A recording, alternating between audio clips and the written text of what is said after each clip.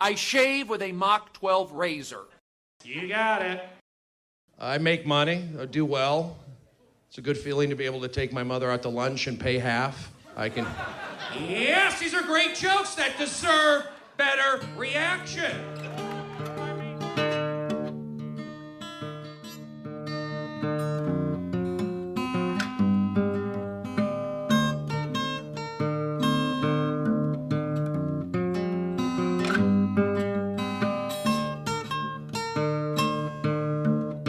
You are listening to TMI for the week of March 11th, 2019. David, how are you? I'm great. How are you? Blake Wexler. I'm doing good. I'm doing good, thank you. I just want to read through your introduction here. And started stand-up at 15 in Philadelphia. You moved to Boston in 2007 to pursue a comedy career and attend Emerson College.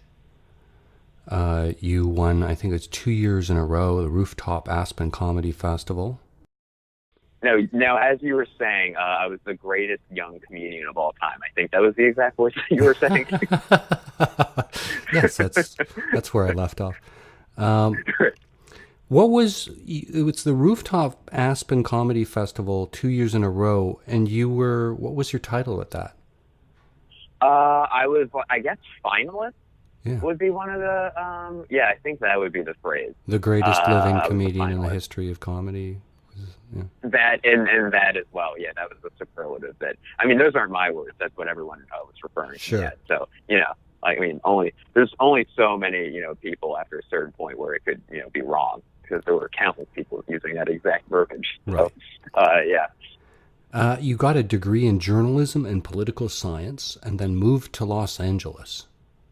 I assume Correct. Not to pursue journalism and political science. No, you would. It's funny, if you were going to make such an investment in a degree like that, it would logically make sense that you would pursue a career in that. But as often it goes with college degrees, I did not do that. I did stand-up comedy. So that degree hasn't really been used in the way that my parents probably wish it had been. Are they supportive? No, they love it. Yeah, they're very. I'm very lucky in how supportive they are. My mom, I could do anything, and she would be incredibly supportive of it. She's amazing that way. And then my dad's very supportive too. He has ideas.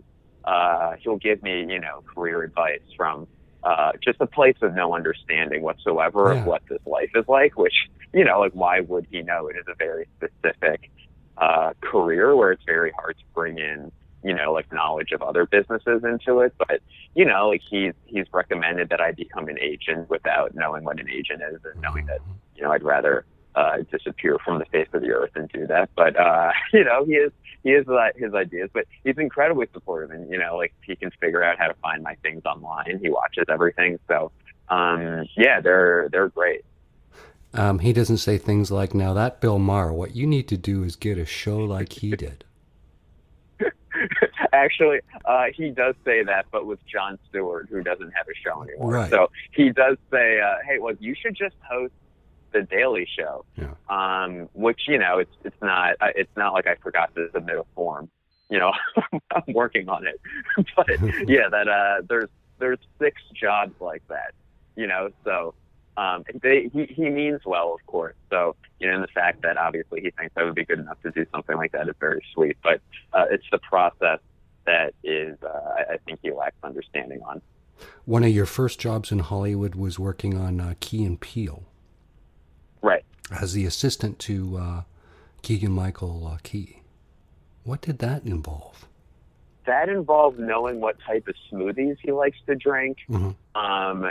It was 80% smoothies, 20% driving him sometimes. No, it was obviously basic assistant work like that, but they were great in that I kind of got a front row seat to their process of putting that show together, and which was almost, I've equated it to comedy grad school, where you have people where, obviously it's really interesting to see where Jordan's career is gone and, where Keegan's career is gone, but also the writers on that show are all incredibly successful as well, and super funny, and like all like very talented in their own way. And then the two showrunners, one of them was Ian Roberts, who co-founded the Upright Citizens Brigade. So I literally got to sit in the room with those people and watch their minds work and see how they approach comedy writing and see their work ethic. And it really was, you know, like there's so many jobs in Hollywood when you first get here that are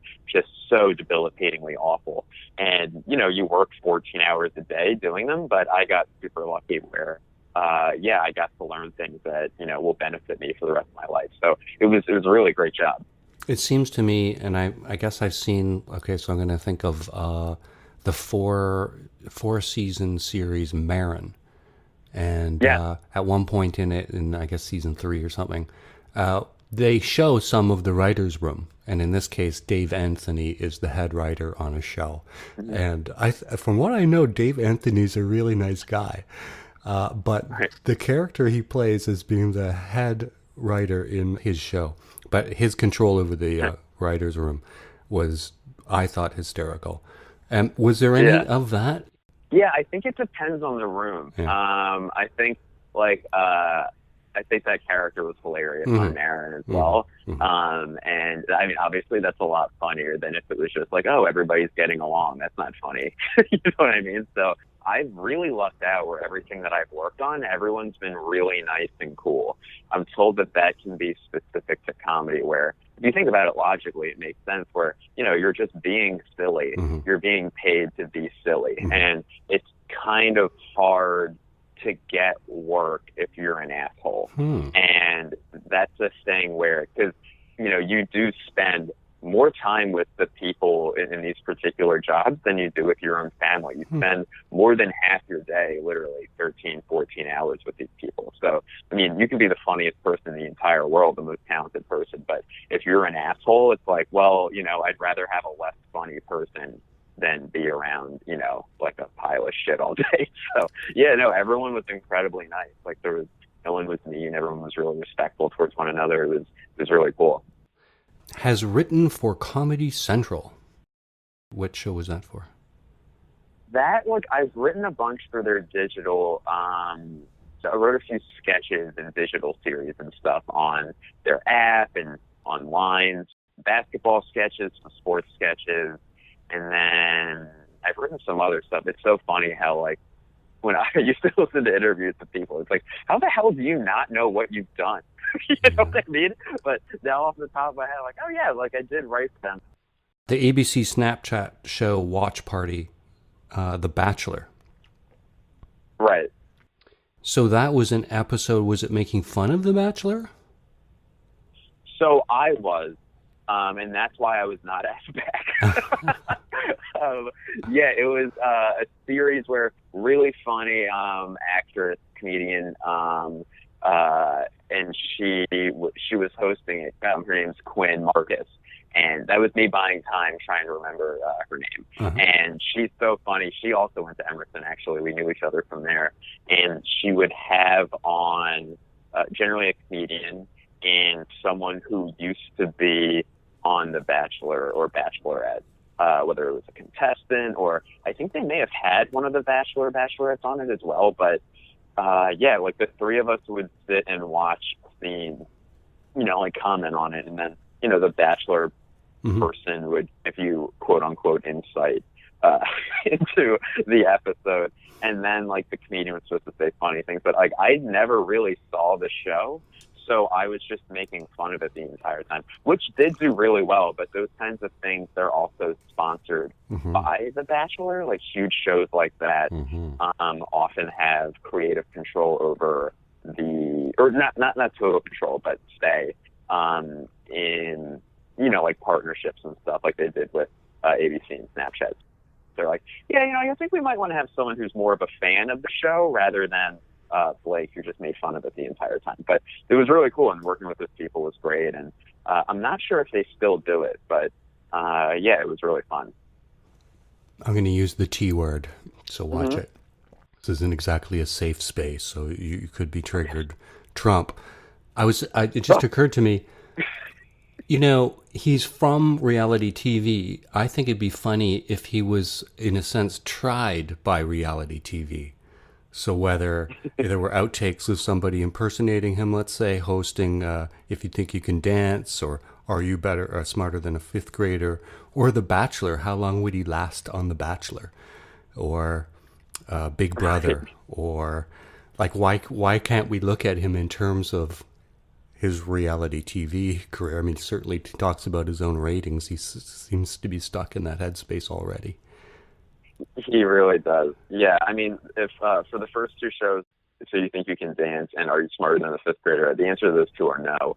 And then as far as The Bachelor goes, I think putting Trump near any women whatsoever is generally not a good idea. So I think that show would be over quite quick. But I don't know, maybe that's how we put him away finally. But it is still so shocking, like that he's a reality TV star. And the thing is that he was really good at that.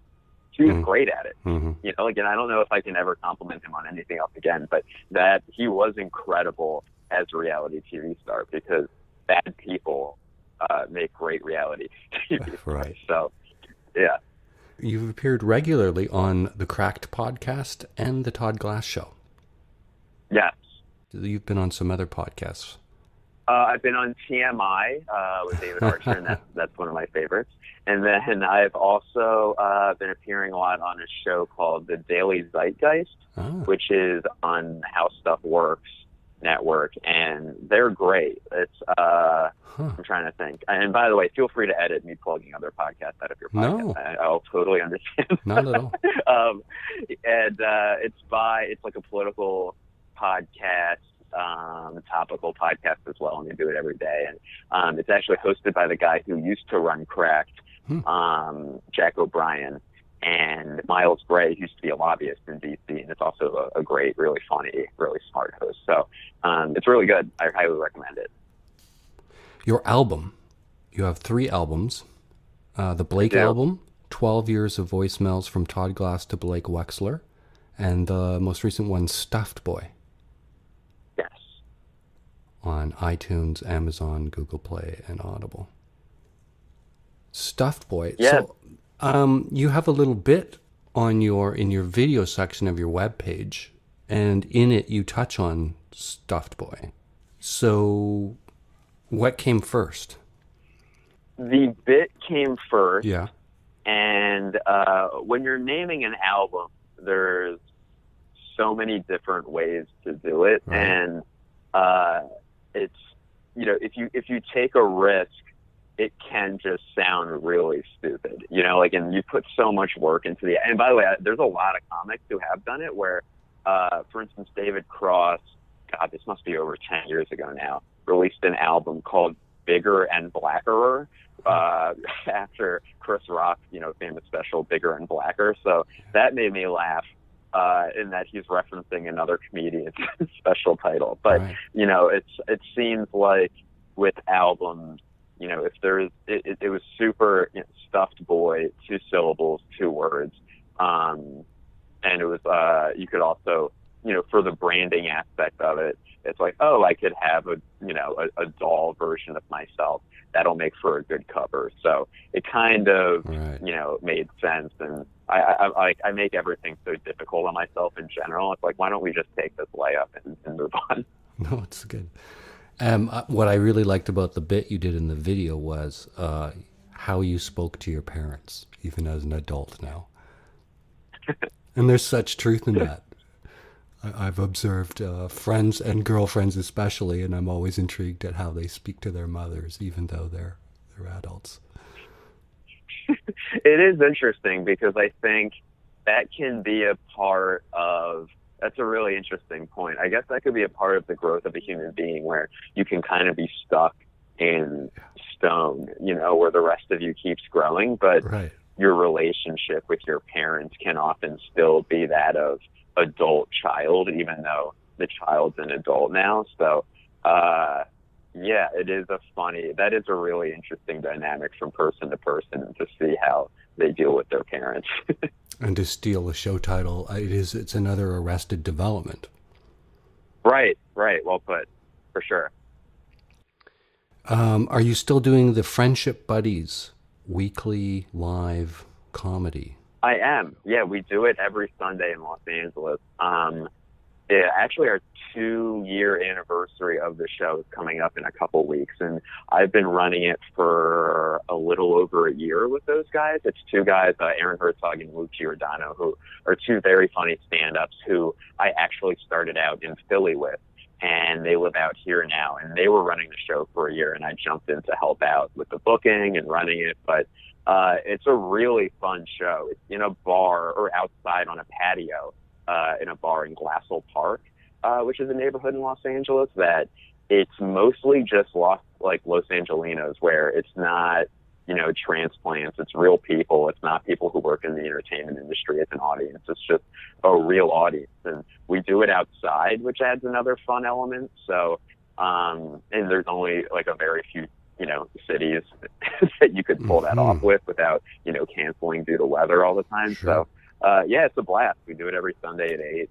So, you open with whatever, like 7 to 10 minutes of stand up, and then you bring up all the comics throughout the night, introduce them, basically MC the show. Mm-hmm. And then the second of us will do a regular stand up spot on the show. And then the third one will generally just run the show, like keep time for each of the comics, put the lineup together, make sure everything is running well. So it's a good dynamic because, if one of us is out of town for stand up or family reasons, there's still, 2 more people who run the show, which is great. So it's been working. I get to try out a lot of new material on it, and it's really fun. And that's at the Vertigo bar? Verdugo, yeah. Verdugo. Yeah. Californian pronunciation, ooh. I know, I felt bad correcting you. It's like, who cares? No. We should call it Vertigo. You have a YouTube page, and you're doing Blaking News. Yes, that's new. That's new since the last time we spoke. So that's the kind of use of your degree in political science, isn't it? I think so. I like that twist to it for sure. I think we could sell it that way. Where, yeah, it is. Just right. It's trying to keep jokes tight. It's really fun. I really like it a lot, and it's the way that was born was that I was in between things that I was working on, and I'm like, I really got to show off, I didn't really have anything that just showed off my pure joke writing skills in terms of, I have stand up, but a lot of those are stories and, there's joke writing there too, but just hard, monologue jokes. So, and it's fun, every single day, I write a new minute, like a 1-minute monologue. Give or take 10 seconds, and then based off today's news, memorize it, record it, post it, and then I do that every Monday through Friday. Tying yourself to a minute is really interesting, and it's also the timing of it. It seems like a real sort of experiment in timing. Not just the fact that you're limiting yourself to a minute, but there's no breathing time. It's bang, bang, bang, bang. Right. I like that part of it because a lot of my jokes in my stand-up are long. And it's funny, the other day, I did a set and I did 7.5 minutes on stage and I did one joke, and it's there's a lot of, laugh points along the way, but it's also Jesus, Blake, can you write just a quick joke? So it's a really good exercise that way where I really like that. I've always liked watching, like bang, bang, bang, joke, but I've never really done it myself. So it's a fun new, muscle to exercise. Yeah. It's interesting, the various styles of comedy that, obviously storytelling or storytelling with sort of punchlines within the joke, or street comedy, an obvious... Rodney Dangerfield has had a quite identifiable beat. For sure. Yeah. Well, something I want to ask comedians, and I've even heard, I think even Seinfeld has made reference to the requirement that, when something comes into your head and you have to write it down. And so I was thinking about that, and I thought, you know, if my mechanic came up to me and said, "Oh, that's going to cost you $550," I will remember that till the day I die. And yet, if you ever, even whether it's just even for the podcast, you think of a certain talking point or a point you want to make, I've even tried playing with myself a little bit and thought, you know, okay, I'll repeat it to myself 10 times. Or, all right, I'll even try to cross-reference it to 5 other things. Maybe I'll remember it in the morning. And you never do. And I thought, wow, well then it's like it's being written to a different place in your memory. And then I thought, oh, well, if this was mission critical, if you were a stand-up comedian for a living and this was the food that goes in your mouth, it would be like remembering it's going to be $550 to fix your car. And yet you still hear the very big comedians say they have to write the stuff down. What the hell is that? I think that's a really good question. I think it's born from the feeling of forgetting a joke or a funny thought is one of the most frustrating things you can possibly experience. Yeah. And because the things that you remember, maybe 15% of them, you know, you can actually be born into something that you can do on stage and that'll, you know, like make it into your act. So the idea of, because the ones that you forget in your head are always the greatest joke of all time. You know what I mean? So if I forget something, you know, if I think of something in the middle of the night and I don't write it down, just for the next week and next time I do stand up and like I don't have like a new joke to do, I'll be so angry where it's like, well, if only you wrote that down, you know, like that stupid dream that you had that probably wouldn't have even made any sense, then you would be the most famous person on earth. You know, like it's that kind of thought process that makes it so frustrating. So I think that, I think that's it, where generally you're right. I think that you would remember it, but it's infuriating. It was a great special. Dana Gould's, I think it's on Amazon. She's great.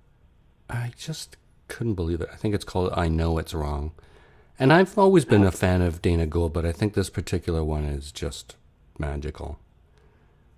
I'll have to watch it. I recommend it. Maria Bamford came to Toronto last week, and I saw her. Cool. Yeah. And it was in a very small venue. It's a comedy bar here in Toronto. And it's got, you know, very small theaters in the basement.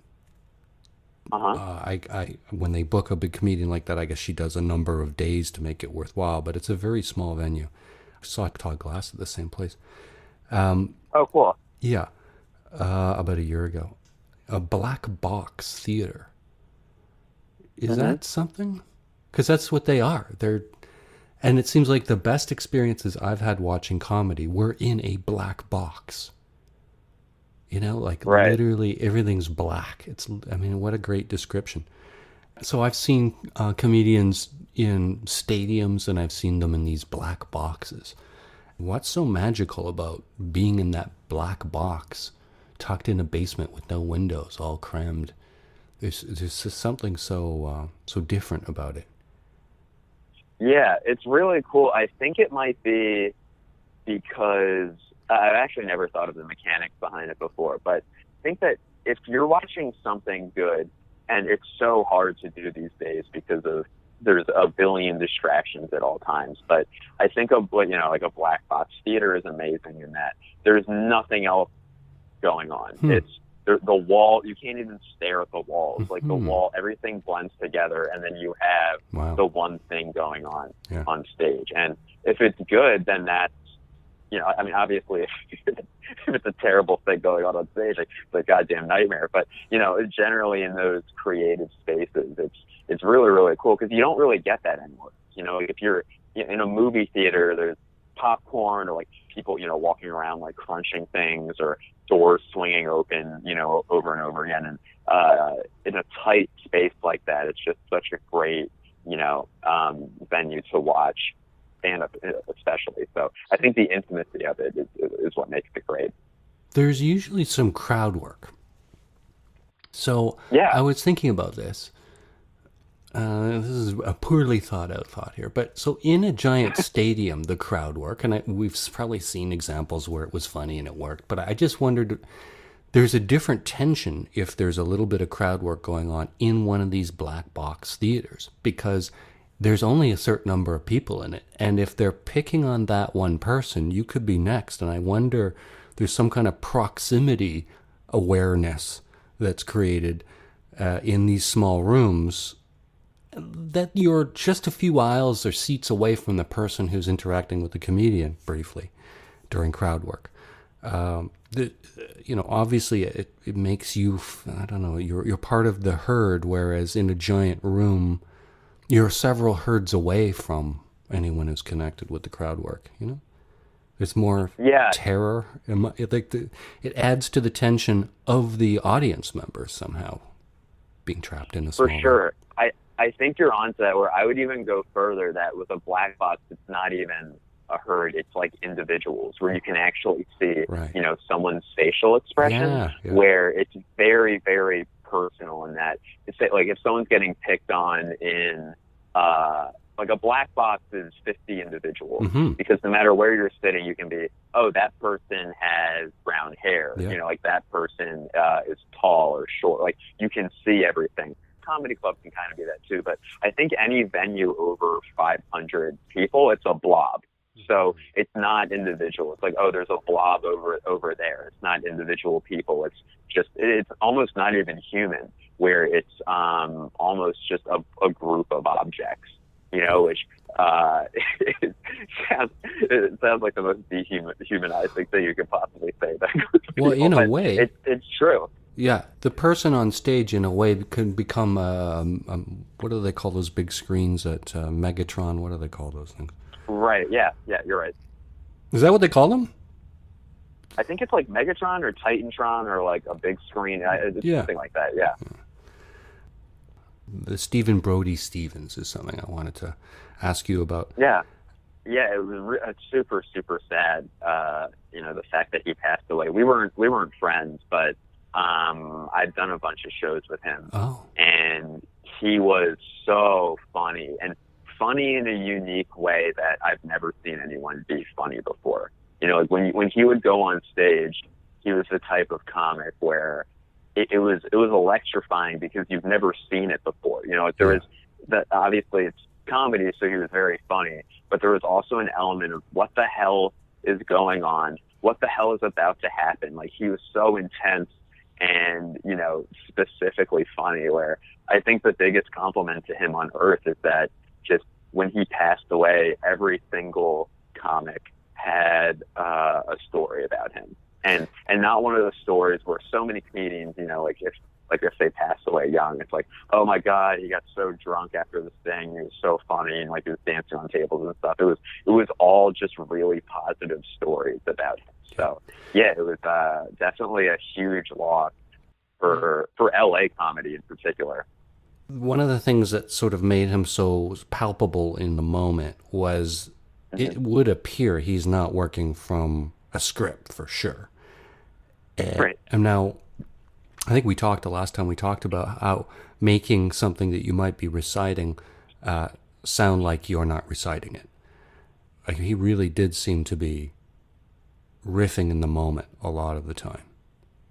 It's not even something I can easily put into words, because it's not something that you see, where he had these lines that that were pre-written, but there was no reason for them to be pre-written. Like, he has these, one thing that he would do, he would recite his resume, but it was things about, like, it wasn't impressive starring roles. Like, he had 3 lines in The Hangover. And he'd say the movies he was cut out of.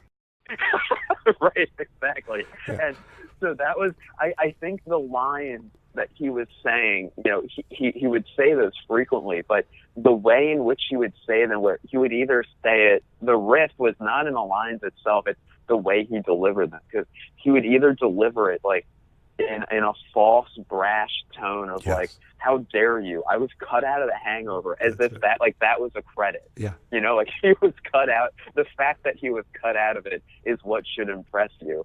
And he would either say it, but sometimes he would say it defensively as well. And then that was hilarious. Like, I've never seen, I hope I'm doing even a remotely good job of explaining it, but it was so unique. And it's something that is hard to replicate on television. You just have to go see him live, where he was so captivating. And he did warm-up for TV shows as well.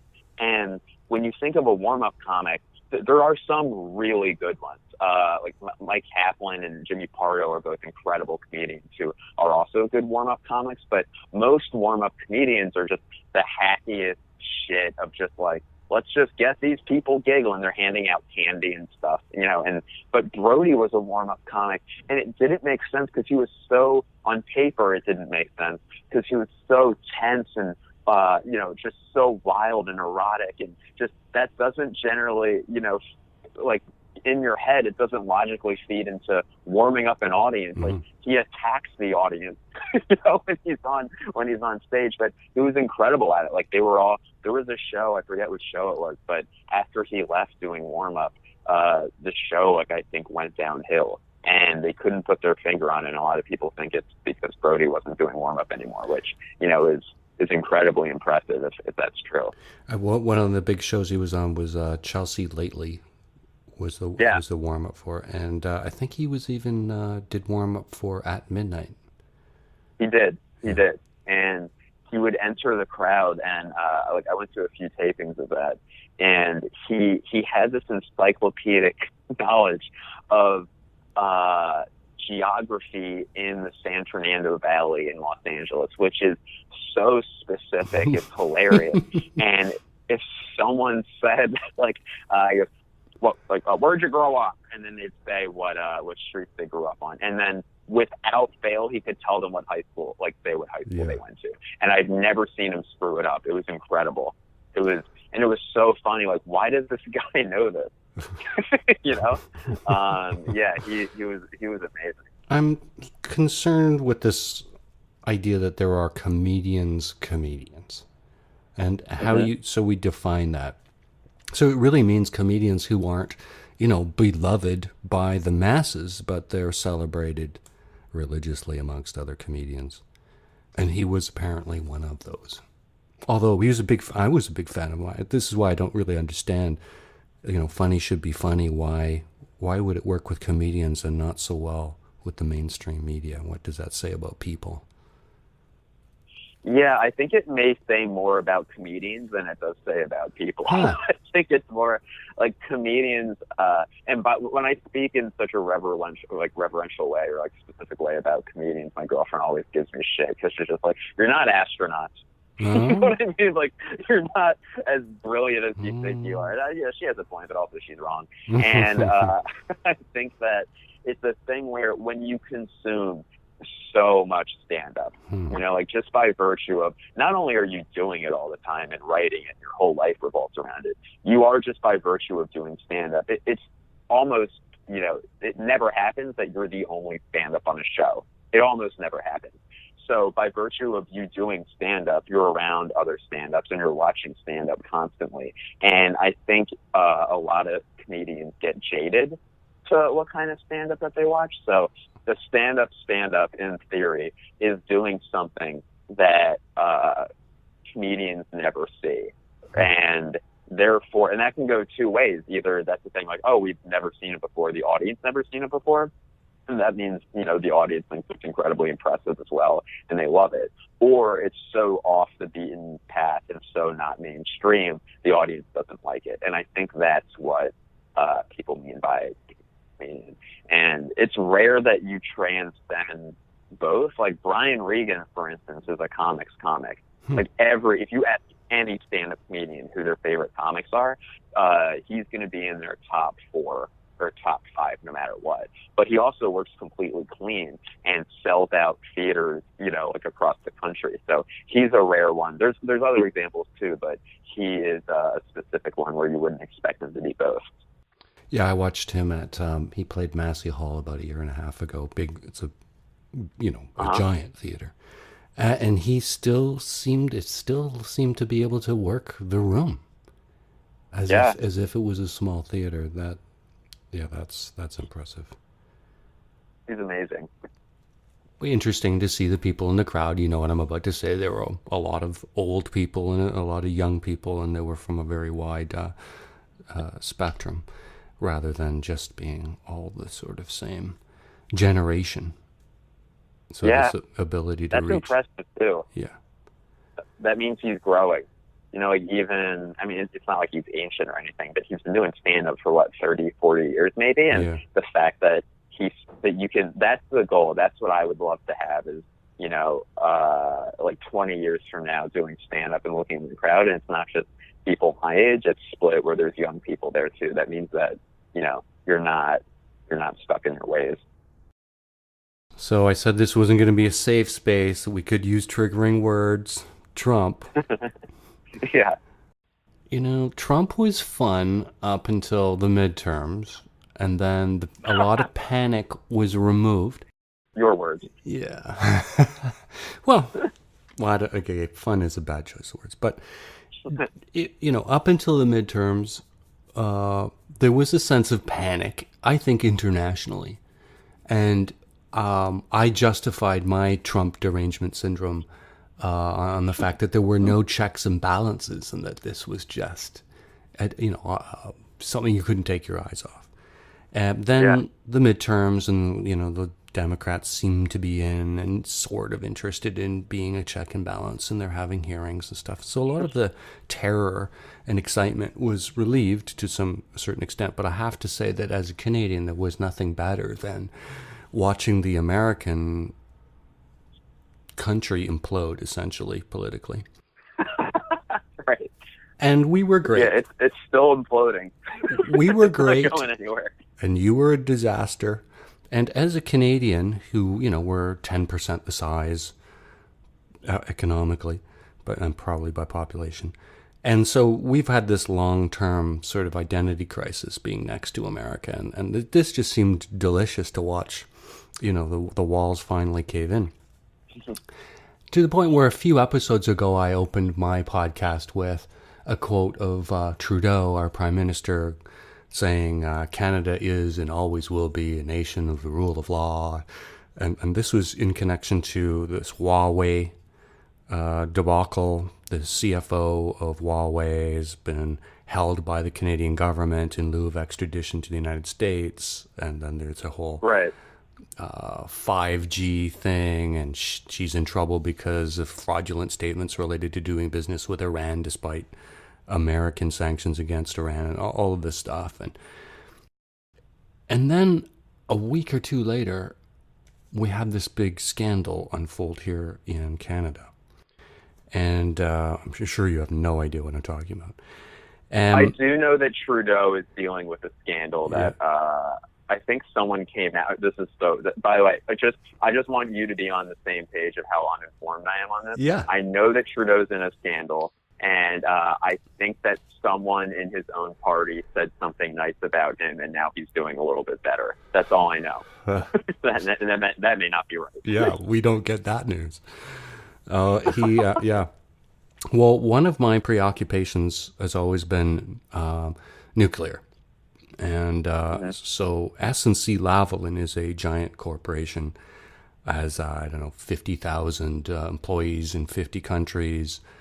I don't know what the American equivalent would be, but it contributes to all of the political parties, and it's been in bed with them all. And the idea that there be a scandal associated with any one party is a scandal in itself, because they're all... In fact, I think even some of the charges against SNC-Lavalin was that they were giving campaign finance donations in excess of the limits, and sort of secretly, but to all of the parties. And it goes on and on and on.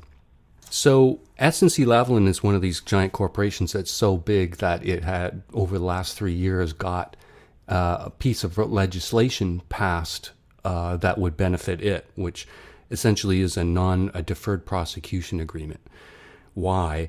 Because SNC-Lavalin has been found guilty and tried and convicted in several countries of bribery, and there's a very long list of the number of countries it's been implicated in bribery.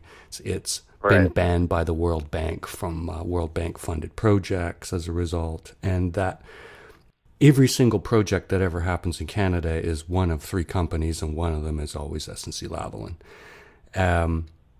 A list of those projects is endless.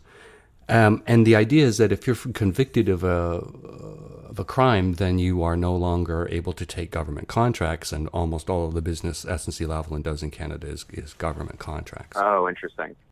So they have this law passed that it defers prosecution of a corporation, which gets into this whole idea of an individual versus a corporation, which is your Citizens United. I mean, the parallels with the United States are, it goes on and on and on.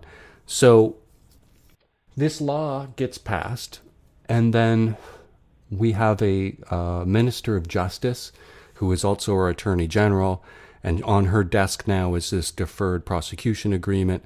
And Trudeau and the Prime Minister's office is putting all this pressure on her to pass this deferred prosecution agreement, which means they wouldn't be tried here in Canada, and then if found guilty, not yet.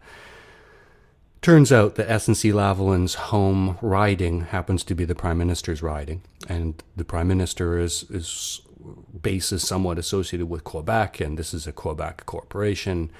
And Right. the idea of putting pressure on the Minister of Justice, who's also our Attorney General, is the same kind of thing you were looking at with Whitaker and Sessions, and political pressure put on an Attorney General who's making government decisions that may benefit an entity, a corporation, or a favored person. And so we come back to this quote of Canada is and always will be a country of the rule of law. And so he fires Judy Wilson-Raybould, who's the Minister of Justice, and sends her to Veterans Affairs. And then she later quits that cabinet position, and now we've had another cabinet minister quit as a result of that. And the tie back to nuclear is that we have in our country can-do nuclear reactors. And our last Prime Minister, Harper, a conservative, gifted them the entire can-do nuclear reactor program for like $1, and then gave them about $500 million. So the interesting thing is that this minister who had all that pressure put on her was originally a First Nations regional chief, and it gets deeper in terms of the First Nations people. She's been criticized by another First Nations chief, one from an area, the Serpent River area, that's been polluted for decades and decades by a uranium corporation. So just in every way, this mixture of nuclear, political influence, corruption. I think while you guys were at war with Libya, SNC-Lavalin was scurrying his sons around Libya and helping them evade American forces. It reads like some kind of novel from like 70 years ago. It's unbelievable. And we were all thinking, oh, Trudeau's this great prime minister, liberal, is much better than the conservative. And it turns out they're all the same. Yeah. He's essentially a Donald Trump. Yeah, I mean, Donald Trump's never had to move anybody around in his own cabinet. He's been very steady since he took office. So, yeah, I can't relate to that. We're no better. We can no longer point our finger at you. It's taken all the fun out of it. Yeah. It's. I mean, it goes back to what type of person accepts that job. Mm-hmm. Like what type of person wants to be president? Because it is a thing where, like at best, half the country hates you. Like that's the peak. That is as good as it gets. Half the country hates you. Yeah. And then, at worst, it starts, you start hitting from Trudeau to Trump, and that's a sliding scale. So I don't know, it's just the kind of thing where it's especially with a corporation like that, its tentacles are in so many different things that I didn't realize that it went so deep. That's incredible. Oh, okay. We were giving you the bullets. SNC-Lavalin sold the bullets to U.S. occupation forces in Iraq. I mean, that just gives you an idea of the kinds of things like this corporation.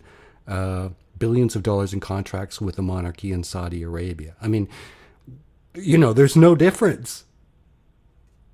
Well, it's like too big to fail.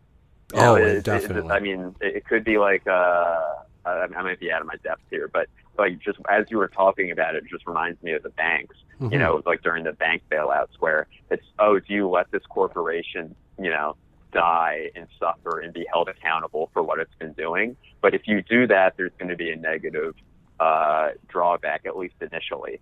So, it's a little trickier than you think, but it is still, what do? Do you do the right thing or do you do the easiest thing? Well, it's essentially a monopoly even. If we got rid of them, there'd be a bunch of smaller little corporations that would pour concrete. I mean, even when I look around me, not too many 100 feet away from me is this Eglinton subway that they're building here. Just another subway. And guess who's building that? We've got this weird highway, the 407. Guess who built that? We've got this hospital in Montreal that's and bridges falling down and all this stuff. Guess who built them? It's always the same companies. So I don't know what the American parallel would be. Senator Elizabeth Warren from Massachusetts put forth a plan, I think this week, about breaking up the big U.S. tech companies like Facebook, Amazon, et cetera, et cetera. And I'm an incredibly liberal person, and generally I would be like, yes, they're monopolies, they're literal monopolies.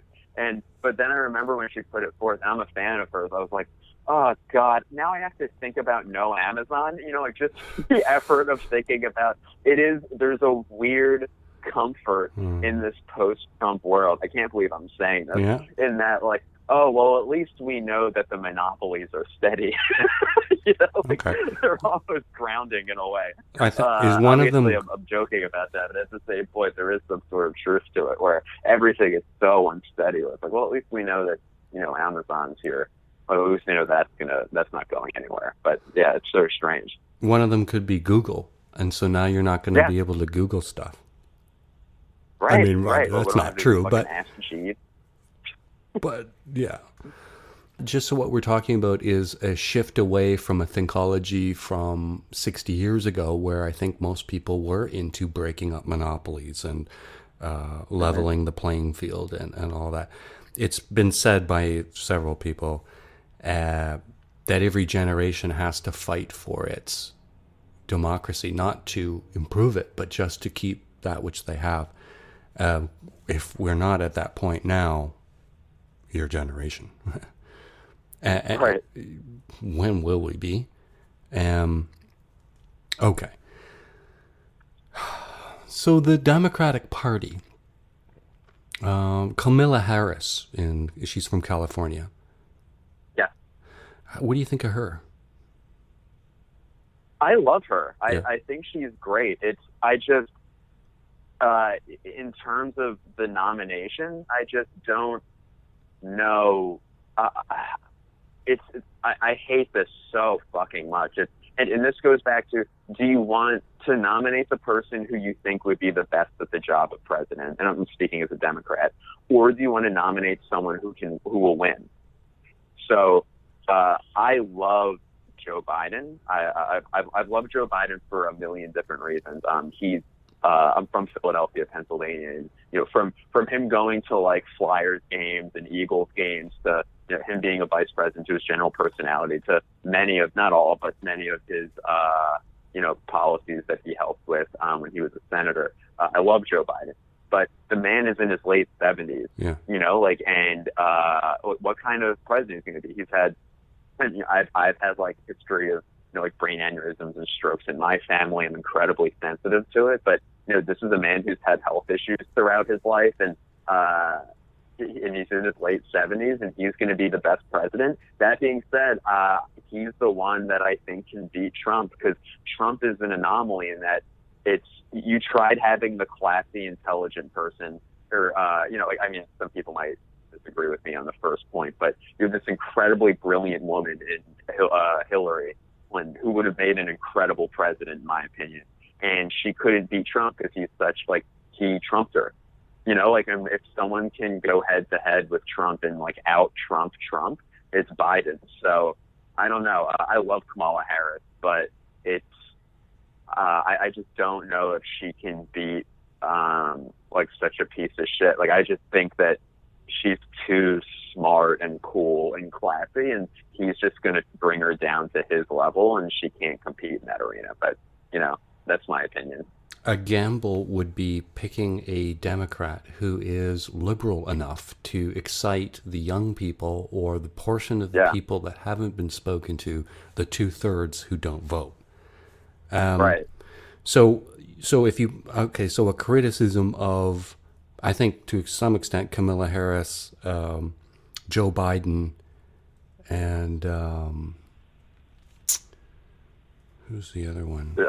Elizabeth Warren, Beto O'Rourke, Cory Booker, I believe too. I don't know. No, I was going to put them in a different category. I was suggesting that Biden and Kamala Harris might not be, and even the platform of Hillary, it's been suggested that they're not really progressive. They're really sort of centralist, half conservative. They're right in the center.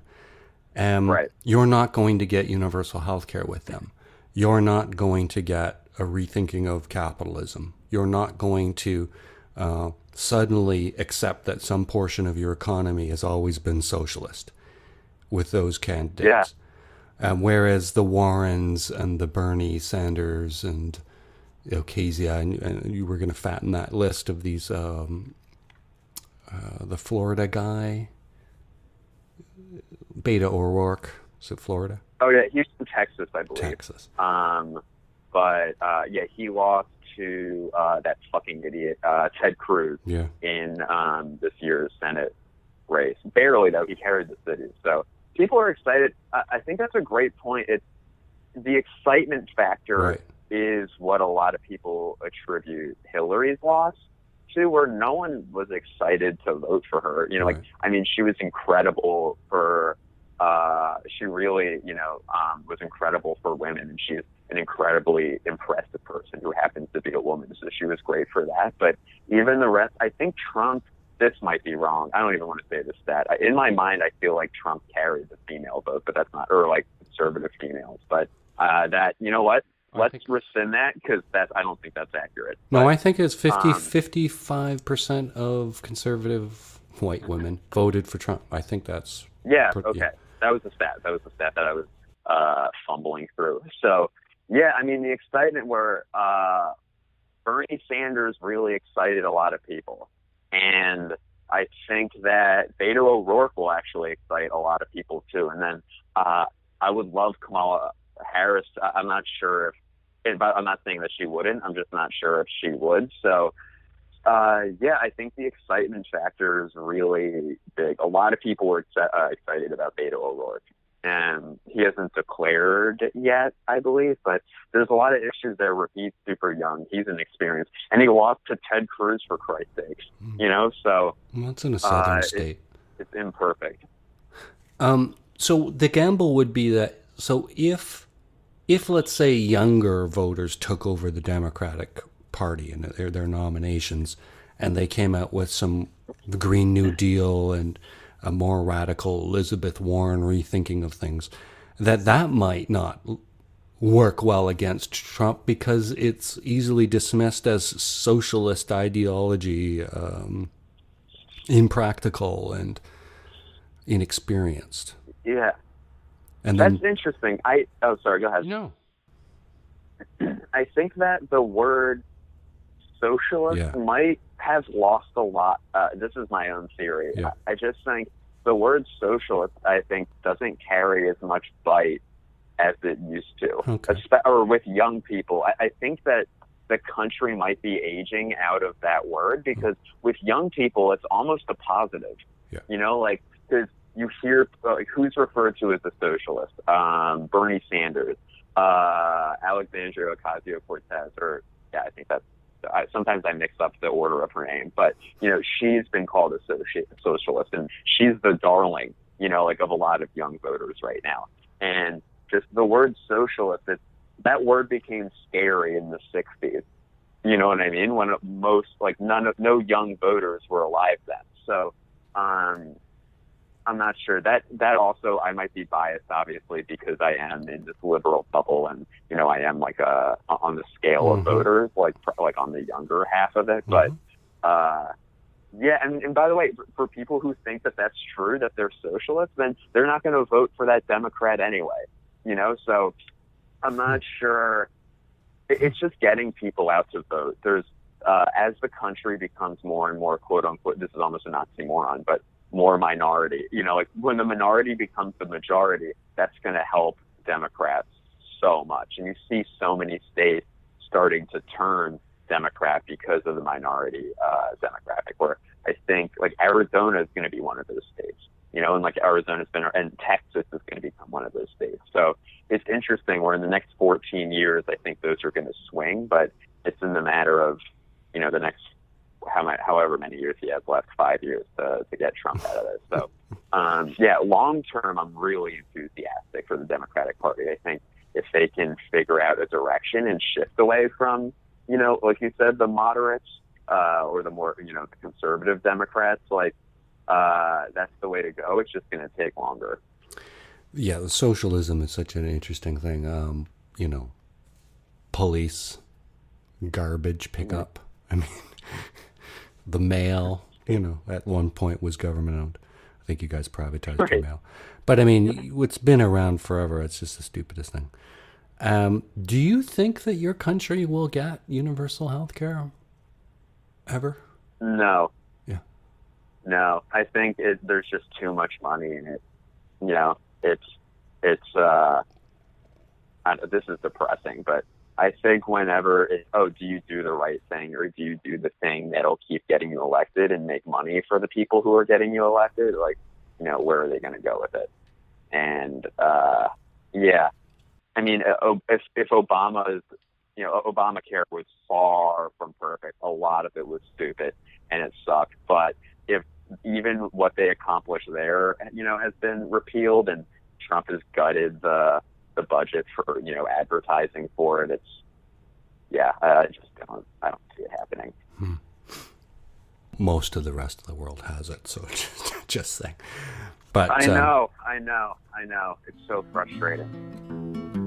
Find us on Twitter at @ThatArcher, our podcast page, tmi.twxnet.com. Rate the show on iTunes. It changes the way the show is listed.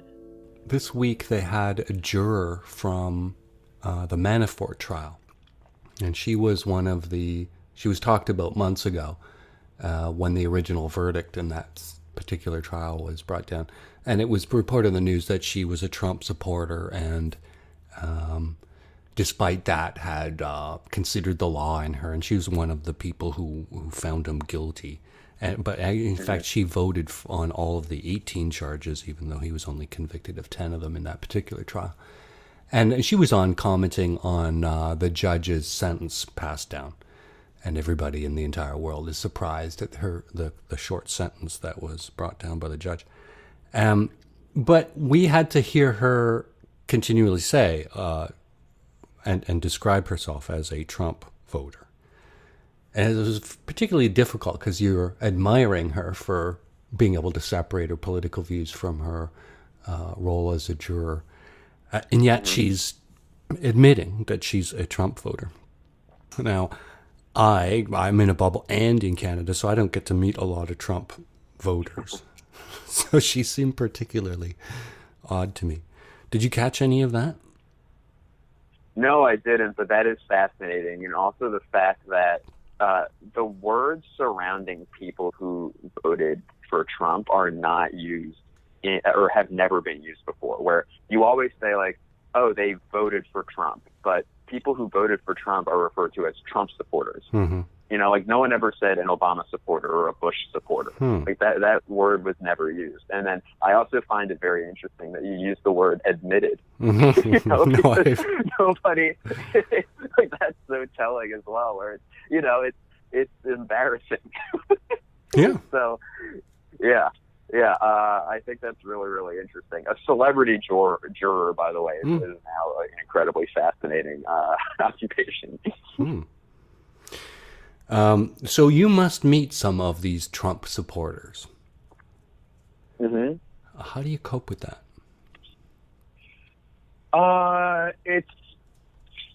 It's hard. I don't meet many of them, to be honest, but the ones that I do, I have a theory where I don't engage because there's no point. Right. You know, like it's the type of argument where when you're arguing with someone who voted for him and still, because there's a lot of people who voted for Trump who regret it. You know, Right. like, and they're willing to admit that. But the ones who still stand with him, it's like, what? Okay, so I'm going to be able to, in this argument, convince this person that they made a mistake. That's not going to happen, Mm-hmm. and they're not going to convince me of anything, you know, that they believe in. So I don't engage, and I shift the comment away. But it's hard because in the past, you know, like politics, you can shift to another conversation on another topic, but the Trump thing bleeds into Mm-hmm. everything, you know, where I go to sports because I'm an enormous sports fan, and sports have always been a thing where no matter your religious beliefs, political beliefs, you can talk about sports with literally anyone. It doesn't matter how much money they have, what class they're at, social class. Anyone can talk about sports. But now, you know, with and this is not so much happening anymore, but, you know, in football, for instance, and that was the sport more than anything, like, you know, super red states, super blue states, everyone loves football. But now with politics has seeped into that sport as well, between the national anthem protests and by the way, they were not protesting the national anthem; they were protesting police brutality. Yeah, but well, that's the take a knee. That's how the conversation would go. Yeah. So it's getting more and more difficult. Where like an owner like Robert Kraft for the New England Patriots and Bill Belichick are friends with Donald Trump, and so that gives you another reason to hate that team. So it's not so. And then, you know, when the Eagles were playing them, Jeffrey Lurie, owner of the Eagles, was a Hillary supporter. So it's that. See there, I just used the word supporter. That's funny, but yeah, it bleeds into everything. You can't really separate it from other conversations, no matter what. He's there. I'm working on a theory that we can't put the genie back in the bottle, so that even if you can't even fit that genie in a bathtub. Yeah. Much less a bottle. I'm sorry, I interrupted you. So that even if you switch to a great progressive new Democrat and you win maybe even the Senate, I'm interested in the damage that's been done. So you'd think, you know, even in the the Doug Ford thing here, and so we had this crazy mayor, and there are moments where, well, he's elected and we can't remove him from office, and then it turns out that despite there's all these ethical guidelines, they're all guidelines, and this isn't just municipal, this is provincial and federal at all the layers of government. When we run into these situations that don't come up often, like having a Manchurian candidate as president, it turns out that all these guidelines are really just guidelines, whether it be emoluments or whatever the things that he's in violation of. And that there isn't really a hard... That once you elect these people, you're stuck with them. And we can see the damage that's being done. But so you'd hope that then in a new government, they would start writing all these rules that would now in the future restrict the executive office and firm up questions like, can you indict a sitting president? And how do you make sure that the Justice Department goes ahead and follows the rule of law? I mean, all these little things. I just wonder what the permanent damage is. How much faith we should have in future governments in closing all those loopholes, because then it might imply some restrictions on themselves moving forward. Because we've certainly seen illustrated, both in Canada and the United States, a lot of holes in the actual laws, backed up by these sort of ethical guidelines that really are meaningless when a president or a politician just decides to ignore them. It is.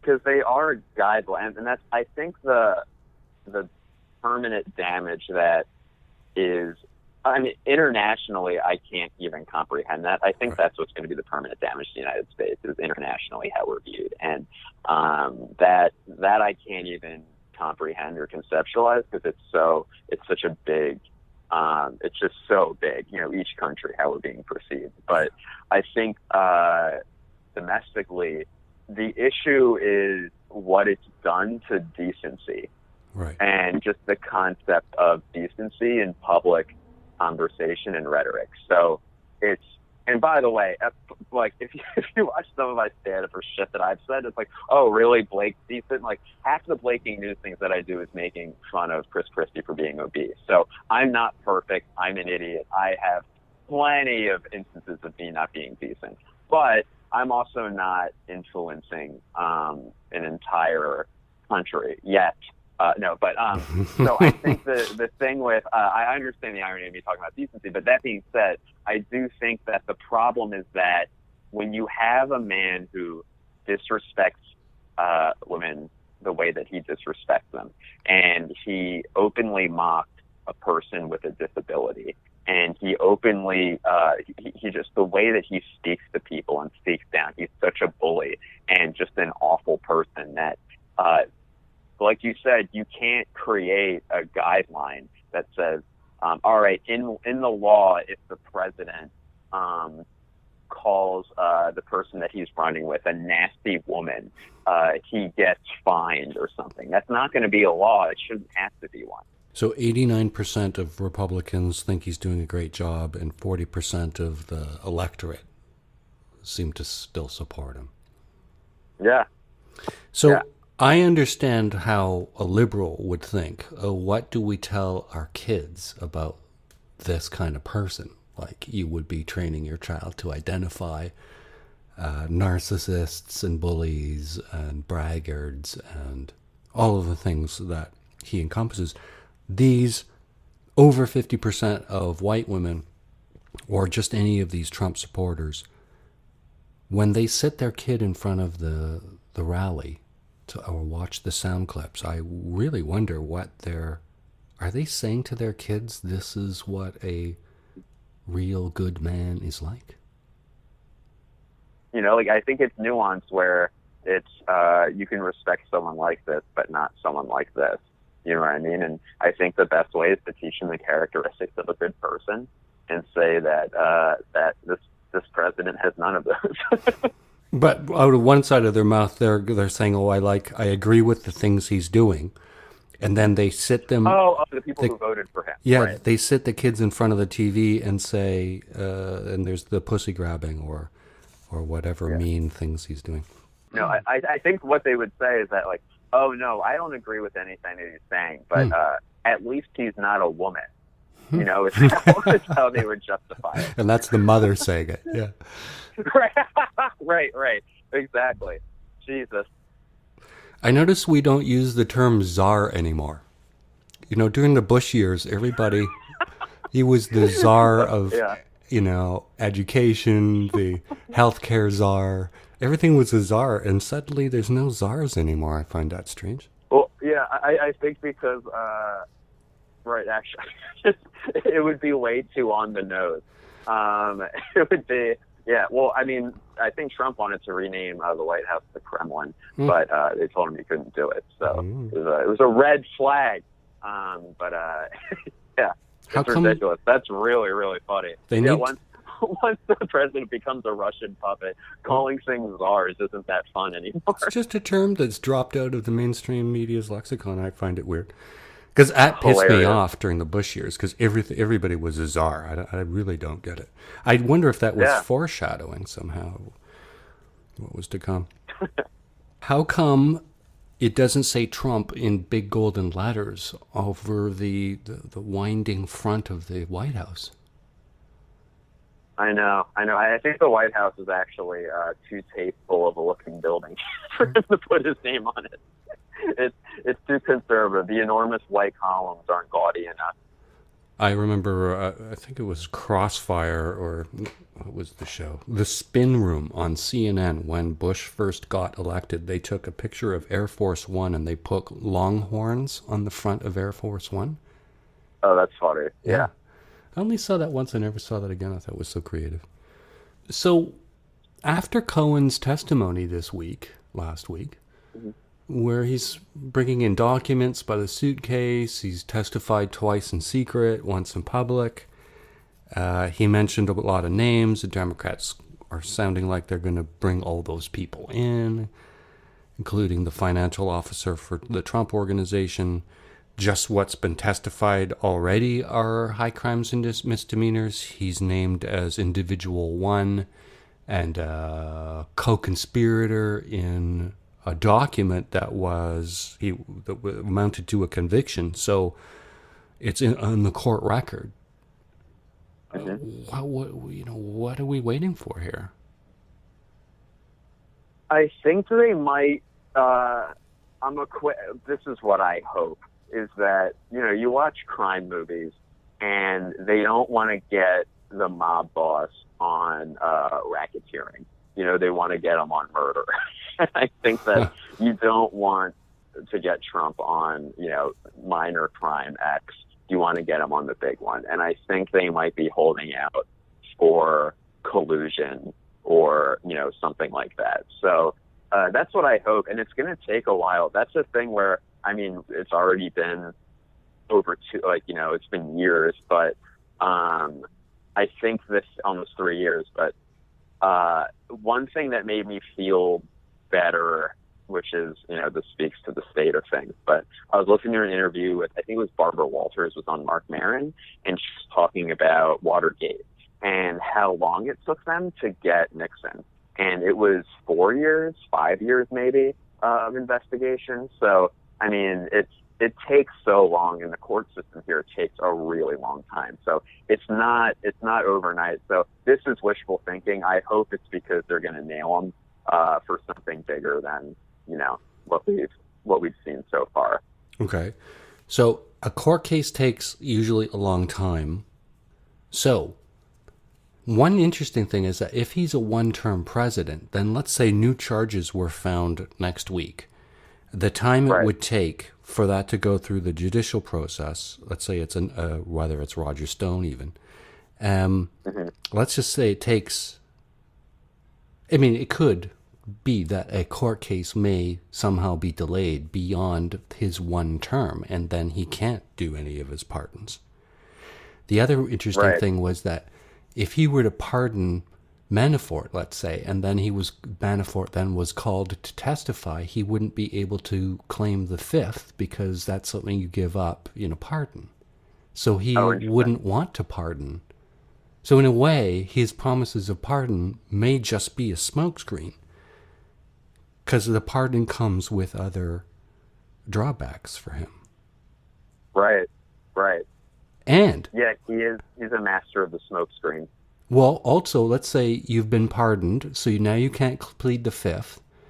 If you lie or refuse to testify, you're back in jail. Right. So the pardon thing may not work out. The idea that he could have a second term seems hard to wrap my head around. Like Jimmy Carter only had one term. Yeah. I know. Is he going to win the 2020? Let's see who he's running against. If I had to bet right now, I'd say yes. I'm just done betting against him. Wow. Yeah. This is a weird analogy that no one will enjoy, but it's like the San Antonio Spurs are a basketball team in the NBA. And they kept winning when no one thought they would keep winning.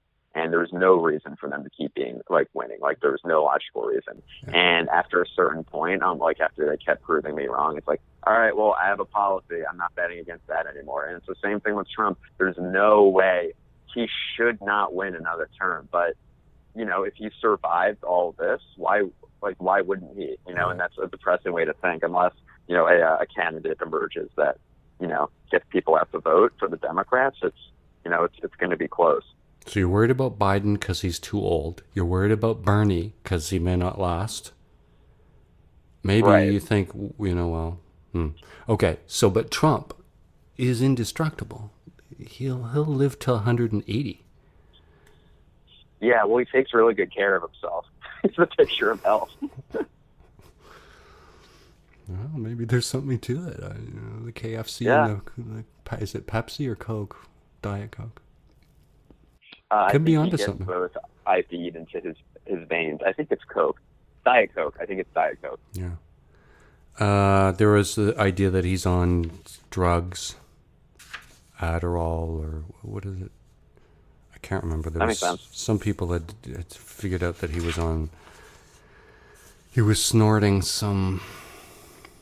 There's this story where I think he was in a green room for something, and one of the comedians showed him you can snort. And was it Adderall? It was one of those drugs that you're supposed to take normally, not snort. Anyway, so you don't believe in any There of are it. very few. If your doctor is prescribing you to snort your medication, Yeah. you're probably not a very good doctor. Well, you saw the doctors he had testifying That's to true. his healthiness. He's the healthiest obese person who's ever lived. It's crazy. So what do you think? Are things going to get better? Or, because there's this trend globally, moving to populists, moving to away from liberal democracy. It's not just the United States. It's all kinds of countries all over the world. Your generation is not fighting that battle for democracy, at least not yet. Is it game over for democracy? I mean, why isn't that on the table? Yeah, I don't. I'm actually optimistic. I think it just swings, and I don't know if it'll happen in the next 3 years, but I'm really confident it'll happen in the next, 8, 12, 16 years. You said on the last time you were on, I don't know where you got your information from, but that there was a Democrat. I don't know if I'm going to have an answer for that. That's a good way to preface the question. You suggested that there was a demographic change coming, and I think you did say 8 to 10 years, where just the numbers of stodgy old white people versus minorities and younger people with new ideas would change the demographics. And you went as far as to say there would be possibly several Democratic presidencies in a row and domination of possibly the houses in the future for a period of time. Are you still sticking by that? I stick by it. Yeah. I mean, I don't know. I'm sure one of the houses will still turn red, but I just really think that the issue is getting us out to vote, because voting sucks. It sucks in this country. And you have to go to some weird garage or a library and stand in line for, 40 minutes to an hour on a work day. And it's ridiculous. The fact, and Mitch McConnell literally laughed out loud at the idea of making Election Day a national holiday because, retired white people can very easily go vote, and the fact that it's all done in person and not, obviously there's security issues of doing it online. It's like, or digitally, but they got to make it a national holiday. It's ridiculous. If I always vote by mail. I vote by mail in 2019. That's insane. Mm. That's crazy. That is somehow the most convenient way to do it is using a system that I would never fucking even use to send like my mom a card for her birthday. Like I wouldn't even trust it for that. And that's the most convenient way to vote for the person who decides the fate of your country. It's ridiculous. So I think if they made it somehow, enacted a law once we take the House to make it easier to vote and stop, gerrymandering. The Democrats are guilty of doing that too, but just, I don't know. I think that if you're going to have a democracy, let there be a democracy and let people vote and make it easier. A tax deduction if you vote, a fine. That's great. Yeah. A fine if you don't vote. Right. What are you working on next? You've got your albums. Are you working on another album? I am. I'm going to take my time with that one. I'm trying to get a special right now, be it a half hour or, make my stand-up debut on TV. So basically, I've always been building my act and moving on to the next thing, but I've never like put my best of on tape before, if that makes sense, on video to, have it distributed to a larger group, where I've kind of always done things myself. So basically, when I was in Minneapolis a few weeks ago, I was taping all those sets, so I could have like, hey, this is a video, this is me at my best doing stand-up. Will you network here give me a chance to do this on TV? Writing a couple shows, pitching a couple shows, and, just the standard, keep doing Blaking news, around here. And those are the main things right now. So if you're listening, Conan. Yes. And I know he is. Mm-hmm. He can't help himself. They've all got these new podcasts. What is it? His is great. I'm obsessed with it. Conan's Looking for Friends or something. Yeah. Ron Burgundy now. And Right. Yeah. He's on the How Stuff Works network that I mentioned earlier. Yeah. His podcast was on that. It's almost unfair, these giant titans entering into the podcast arena. Yeah, it's interesting. There's just so much time, though. Like if you have a good podcast and people find it, it's like there's so many hours in the day. You can, like while you're listening to this right now, people are, probably working out or they're at work or, whatever they're doing. You can multitask. So, if you're awake, you can listen to podcasts. Like I don't think that there's ever too many. Like I listen to like 6 podcasts a day. It's ridiculous. Yeah. Yeah. And there's some great ones. Dana Gould's podcast is really great. Mm-hmm. Gilbert Gottfried. Big Oh fan. my God. Does he have one? Oh, it's unbelievable. He Amazing. He co-hosts it with, I think it's Frank Sandro Padre, who, and between the two of them, they're savants. And God, that poor audio engineer every time Gilbert speaks. Just hand on the dial. I've spoken to people who say, oh, I can't listen to it. I can't stand his voice. What about the content? It's unbelievable. There's simply nothing like it. Right. And the research, like, I hammed my way through your introduction, but You did great. When they did every time they do an introduction, it's 20 minutes long, and they're saying stuff that the guest has forgotten they did for sure. Right. And it's just eerie, the amount of knowledge they have between Gilbert and his co-host. It's truly amazing. And they're interviewing older people who are, they're not going to be around forever. And it may even be a generational thing. They're talking about a lot of shows that really were around in the 70s and 60s. And so cool. But it's, I don't know, it's a pretty important show, I think. That's great. And he's another one of these comedians who is a comedian's comedian. Everybody sort of recognizes him once they hear his voice or see his face. But a lot of people have trouble identifying who he is, and yet almost every comedian around knows who he is. Of course. Yeah, I feel like a lot of comedians are people who made poor career decisions. Huh.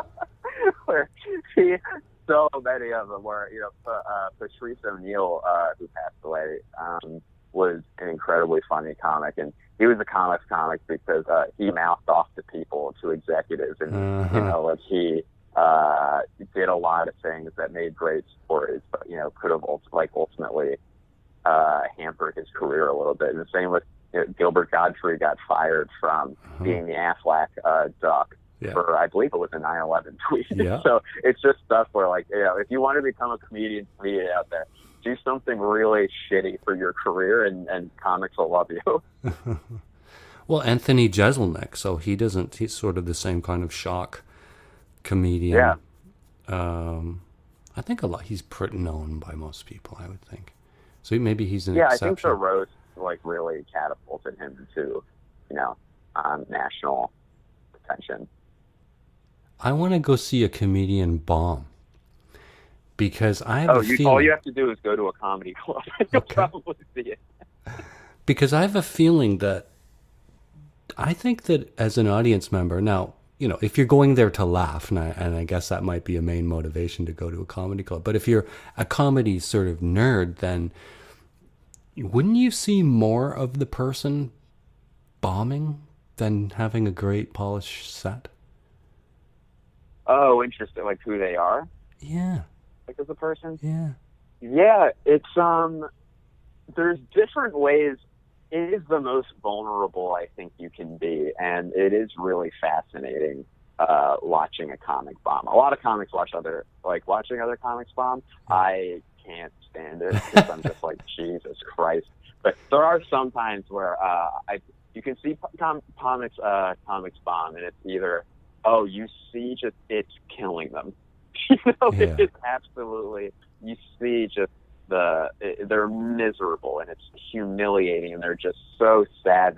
This was what they were looking forward to all night. They put together their act, and they put everything into it, and it's just not working. And that's one type of bomb. There's another type of bomb that is enjoyable, where you see that the comedian's an asshole and didn't respect the crowd and didn't respect the set, and they start bombing, and they can't understand why they're bombing, and that's really fun to watch. There's also when they lash out at the crowd, right. And if the crowd's been great for everybody all night, and then they're bad for them, and they blame the crowd. It's like, yeah, I don't know if you gave your best effort tonight. I'm not sure if it's the crowd.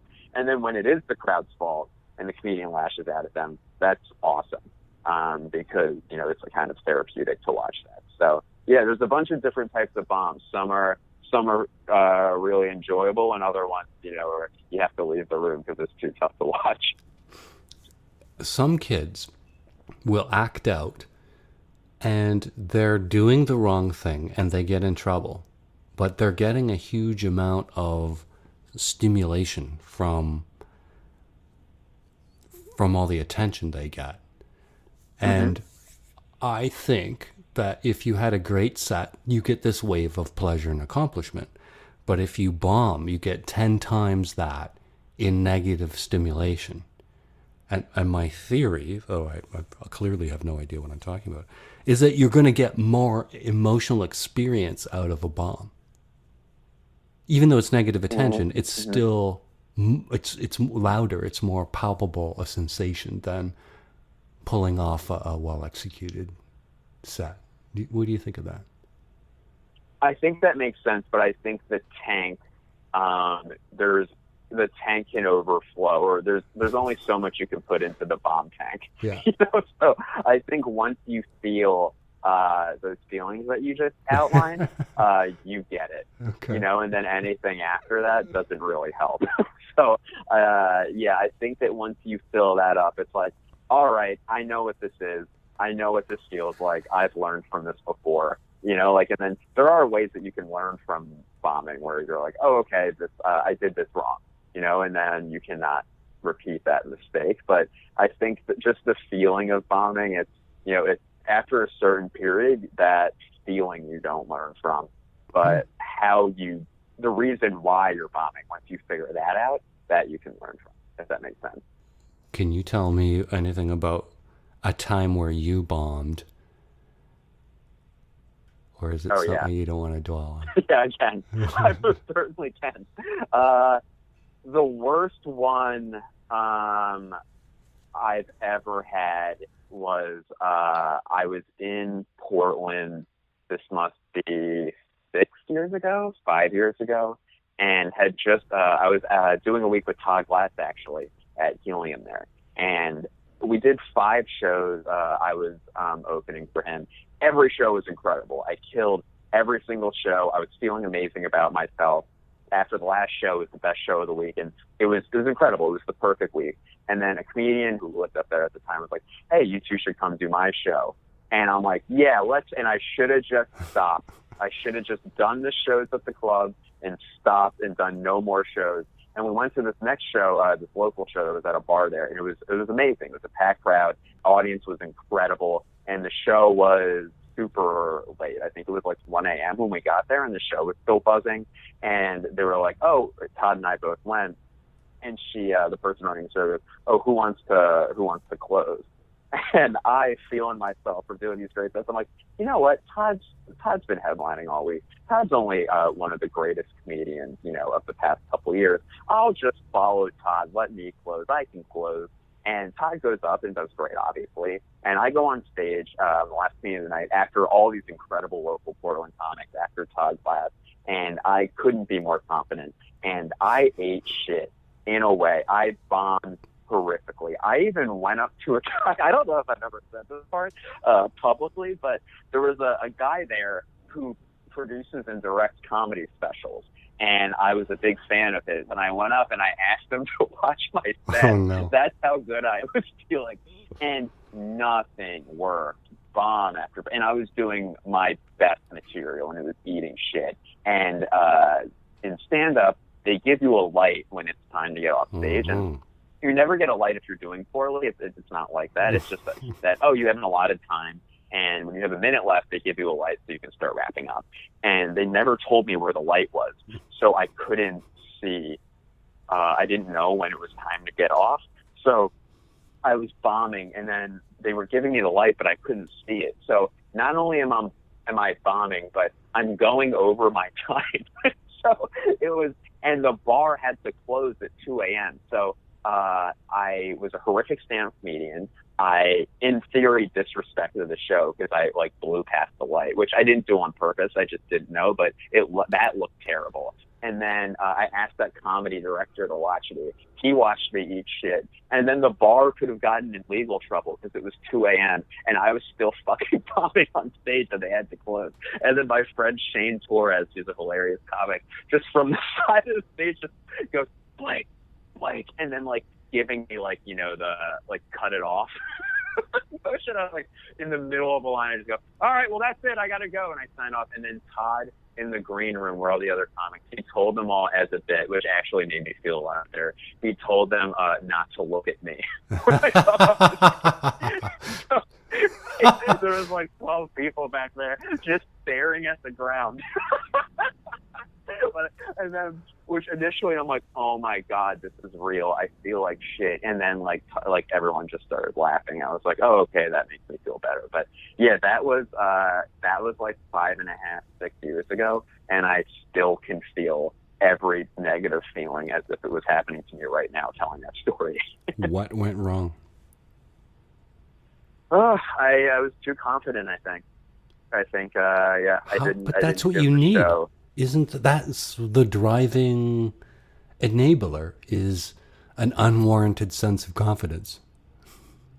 Yes, but I think it crossed the threshold of confidence into cockiness. Wow. And that's not good. And did that prevent you from reading the room, or it? Do you think it changed the pace of your delivery, or it? What? It had to do something. It may have been the pace. It may have just been how I carried myself. I'd be interested if there was a video of that, to be I bet if I turned that video on, I would be able to just be that's why that person's vomit.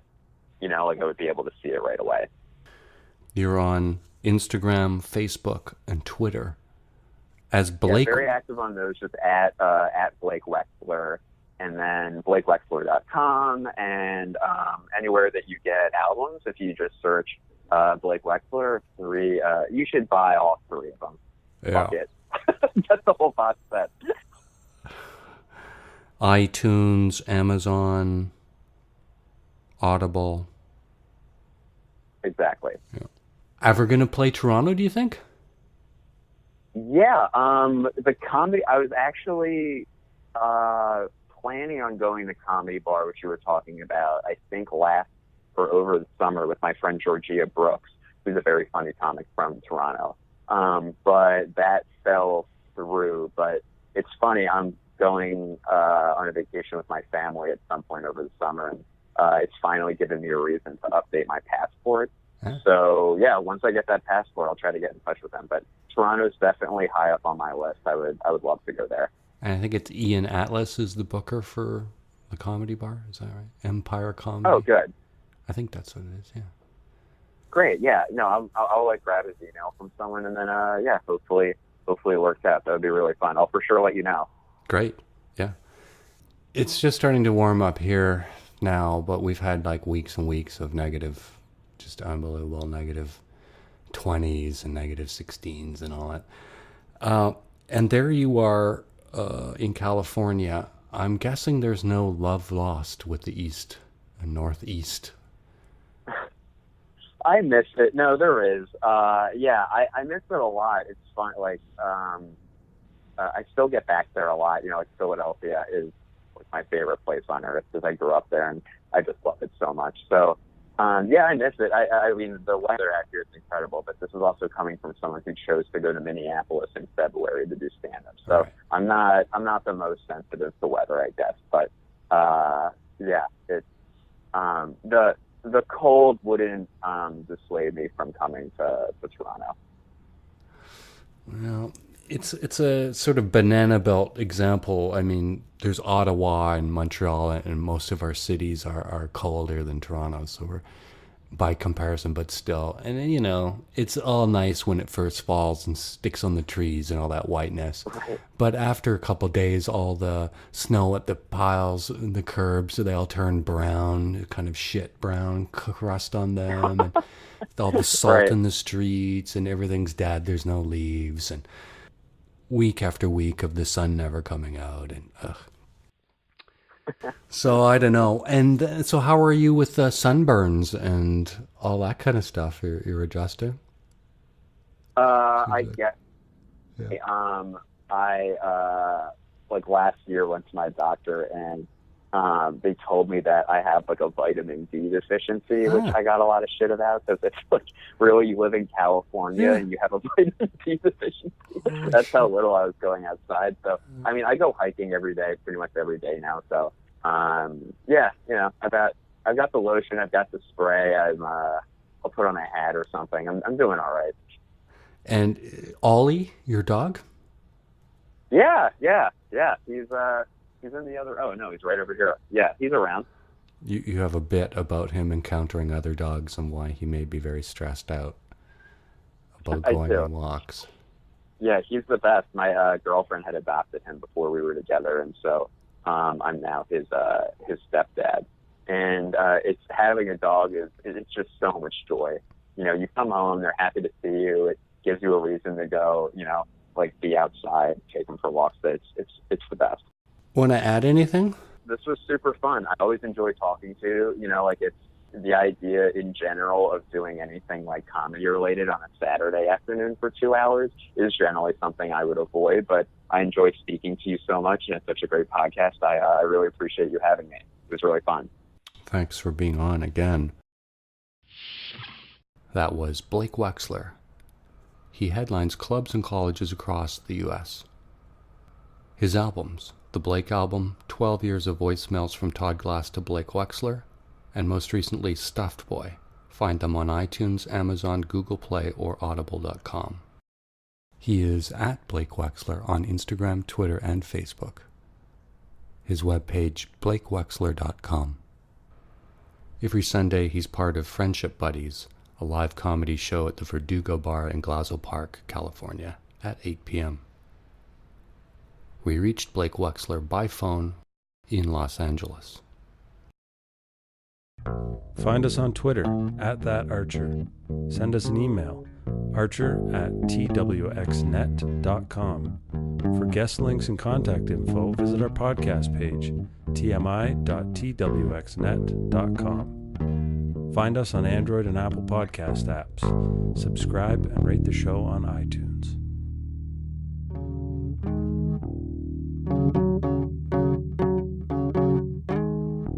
I'm Dave Archer in Toronto. And I'm Blake Wexler in Los Angeles, California.